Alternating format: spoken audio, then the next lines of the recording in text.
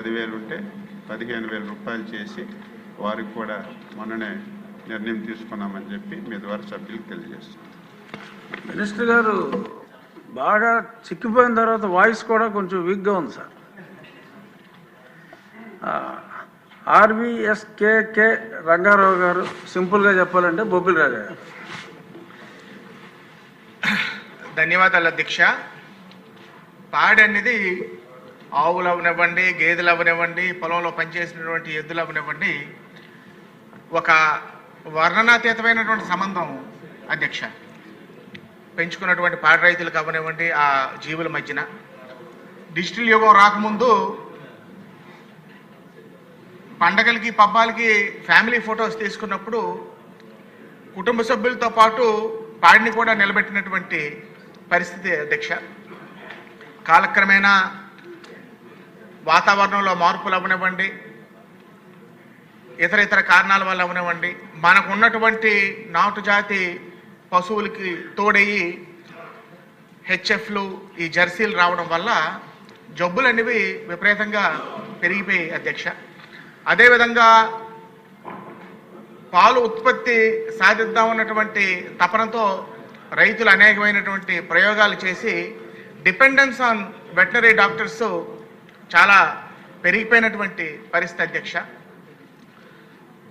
రైతులు సిబ్బంది లేని కారణంగా 2-3 గ్రామాలకు సంబంధించి ఒక 5-7-8 గ్రామాలకు సంబంధించి ఒకే డాక్టర్ ఉండడం వల్ల వెటనరీ అసిస్టెంట్లు ఉన్నప్పటికీ కొంత రైతులు కొంత ఇబ్బంది పడుతున్నారు అధ్యక్ష. ముఖ్యంగా నా నియోజకవర్గంలో రామభద్రపురం మండలం కొట్టెక్కులు అవనివ్వండి, బాడెంగ మండలం వాడాడులు అవనివ్వండి, ఇవి పెద్ద గ్రామాలు అధ్యక్ష.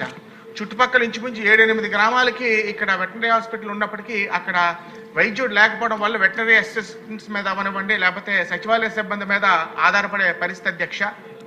కాబట్టి పూర్తి స్థాయిలో ఈ భర్తీ జరిగితే తప్ప మనం ఇప్పుడు పోటీ తత్వం పెరిగిపోయింది, పాడి రైతుల్ని ఆదుకునే పరిస్థితి ఉండదు అధ్యక్ష.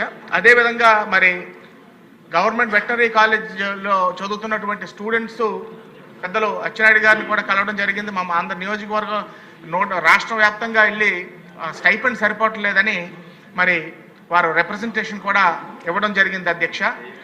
పెద్ద మనసు చేసుకొని కొంత పెంచామన్నారు. వీలుంటే చూసి మరి ఆ మంచి ఏదో మనమే చేసాం కాబట్టి ఇంకొంచెం పెంచితే బాగుంటుంది అన్నటువంటిది నా అభిప్రాయం అధ్యక్ష.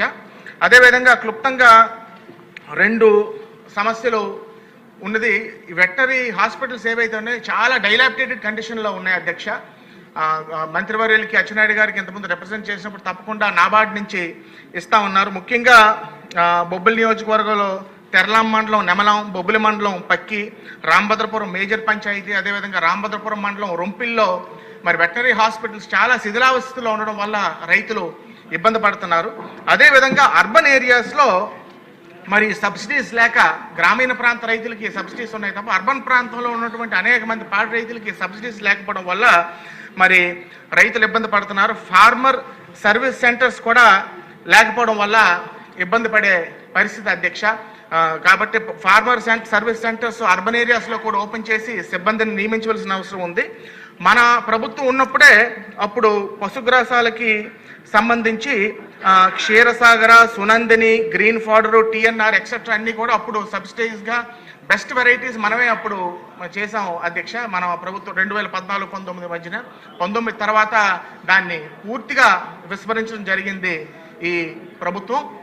కాబట్టి వాటిని మళ్ళీ పునరుద్ధరించాలని కోరుకుంటూ ఈ రాష్ట్రంలో పాడి రైతుల్ని మరి మన ఆంధ్ర రాష్ట్రానికి మణిమొకటం లాంటిది పాడి పరిశ్రమ అనేది మన రాష్ట్రంలో. కాబట్టి ప్రభుత్వం తప్పకుండా సానుకూలంగా స్పందించి ఈ సమస్యలన్నింటినీ పరిష్కరించాలని తమ ద్వారా సభను కోరుకుంటూ సెలవు తీసుకుంటాం.